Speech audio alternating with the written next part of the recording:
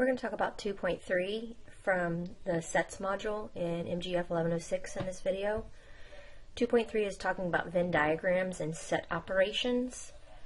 Some of these symbols we have used before and some of them we'll use again. So the first thing we need to do is define three main symbols that you're going to use in this section and the next few. So the first one we're going to deal with is my union symbol. Think of that again as a U. The wording would be or, and this means, again, it's like a trash can. You can put everything in it. So it's anything in the first, or anything in the second, or anything in both. But remember, we don't list something twice. So it's a set of all elements in A, B, or both. But remember, again, we don't list something twice. So or is a problem where you put everything in. It should be getting bigger when you see an or symbol. Think of that union, that U, as a trash can. Everything fits in. The second one we're going to deal with is our intersection. And I want you to think of that as being an upside down trash can. You're capturing something. So like if you're trying to even capture a bug, you put that cup on top of it. So this is an intersection. The key word is and this one is, again, what's the same. So this is a smaller one. You're capturing what's the same. It's a set of all elements in both A and B. This should be smaller. It's really easy to confuse these two. So what I've done on the top is I've listed out some sets. I've listed F, N, B, C, L, and K, which we're going to use down here. So the first one says F union N. So again, if it helps, write the word or on top of each one of them. Just again, make sure you're doing that. So we're listing everything in F, which is A, B, and C. Everything in N, we already have A, we already have C, E, and F. We don't list it twice. Order doesn't matter, but we don't list something twice. B union C is looking at our second case here. And if we look at this, B would be 1, 2, and 3. C is 2 and 3, which we already have. So my set answer is actually B. The last example there for this type is 3. And you should look at this and nothing overlaps. So again, we list everything. And it doesn't matter the order, but you'll generally see people write it in alphabetical order. Remember, we separate them by commas to list our sets. So just to tie something back with 2.2, the cardinality of example 1 would be 1, 2, 3, 4, 5. Cardinality would be 5. Cardinality of 2 would be 1, 2, 3, so it would be 3. Cardinality of example 3, 1, 2, 3, 4, 5, 6. Going to these same sets, but now the difference is I'm going to do the intersection. I'm saying what is the same. So this is an and. What is the same? So between F and N, what's the same would be A and C. What's the same in B and C would be 2 and 3, which is the same thing as set C. In L and K, there's nothing that is the same, so it's going to be empty set. So the third symbol that you're going to have in this section, and it's really important that you pay attention to the order on it, is our complement symbol. The complement means, remember we look at a universal set, and that's the set we're saying we're only looking at these numbers. This is the set, so I'm going to give you a notation. So this is a set of elements in the universal set that are not in A. Basically, we're looking for the leftovers when we're doing this problem. So when you think of the complement, again, sometimes we're going to be able to list it out and cross out, but it's the leftovers. What did we not use? A lot of people misunderstand this. If you have parentheses, you have to do order of operations. So if my universal set is 1, 2, 3, 4, 5, I'm only looking at those numbers. And A is 2 and 4. It's basically saying what's left over in my universal set. So it would be 1, 3, and 5. Sometimes we can draw a picture, sometimes we can cross them out, but if there's a parentheses with unions and intersections, you have to do what's inside first. So the next piece that we need to look at is Venn diagrams, which are pictures of sets. The universal set is the whole box, so that's what I'm looking at. Sets inside can overlap, they don't have to overlap. So I can have a dot, meaning just a single representation, but those are things that are inside the universal set. So when we're looking at relationships between sets, if I say something is a subset, remember subset has that equal to on the bottom, it is important on the order. Everything in the first has to be in the second. So everything in the first has to be inside the second. They can be equal, but normally that's what we represent. If you put the B inside the A, it's wrong. Be careful on the order. Equal means exactly that. The sets are exactly the same, so the circles actually are the same circles. Disjoint means that they do not overlap, so this would mean that their intersection would be empty set. There is no overlapping between these sets. And again, this box is my universal set. Overlapping, which is usually what happens when we have two different sets inside it, means that there is something overlapping between the two.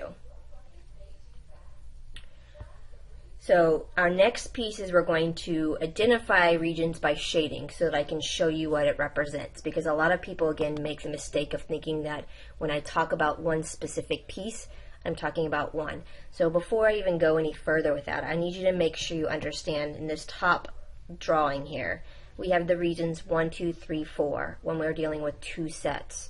This is a way that we can talk about any set, A and B. So I need you to realize that A is the full circle, so it's regions 1 and 2. And B is the full circle, which is 2 and 3. So we've got to be careful here. A lot of people look at this and they want to say that A is just 1.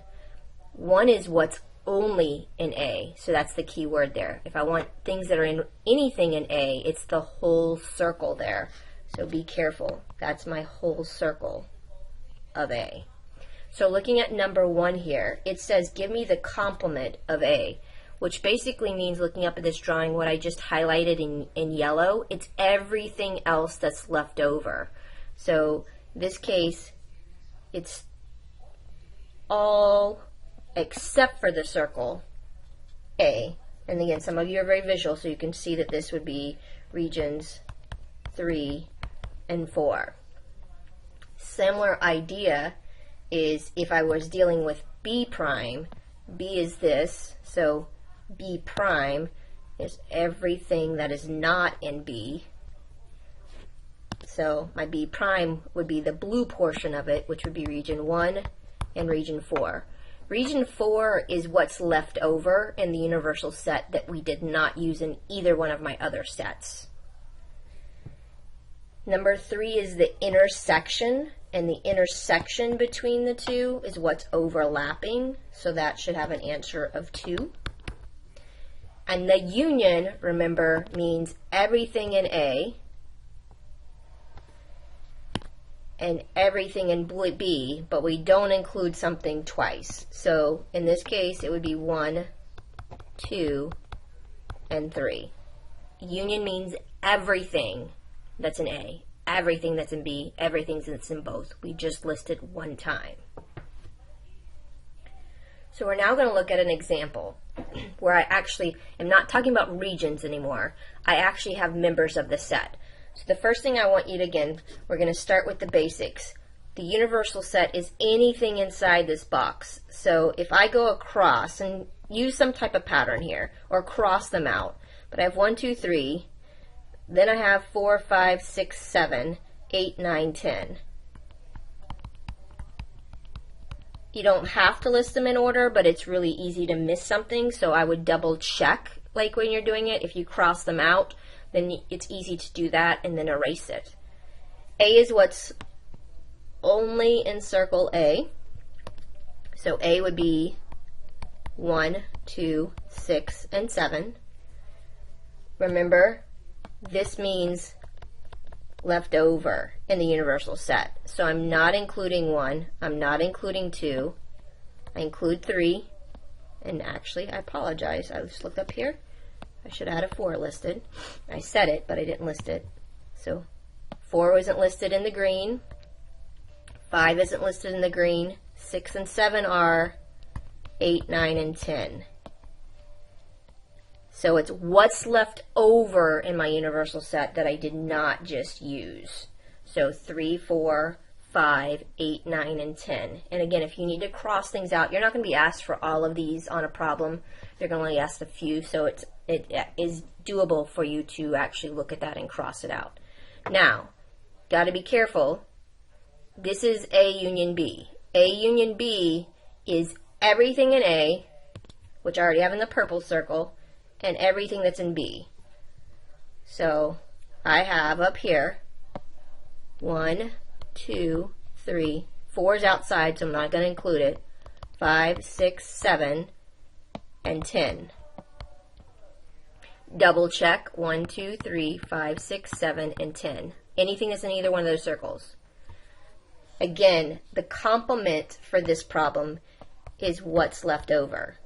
So if you look at this, what's left over, you can either look at this set in the universal listed here and go through and say what we didn't use. We didn't use a 4, we didn't use an 8 or 9. But you can also go through here and see what's not inside that circle, and it would be anything that's in that region 4 on the outside would be 4, 8, and 9. Because that's not in either one of the circles.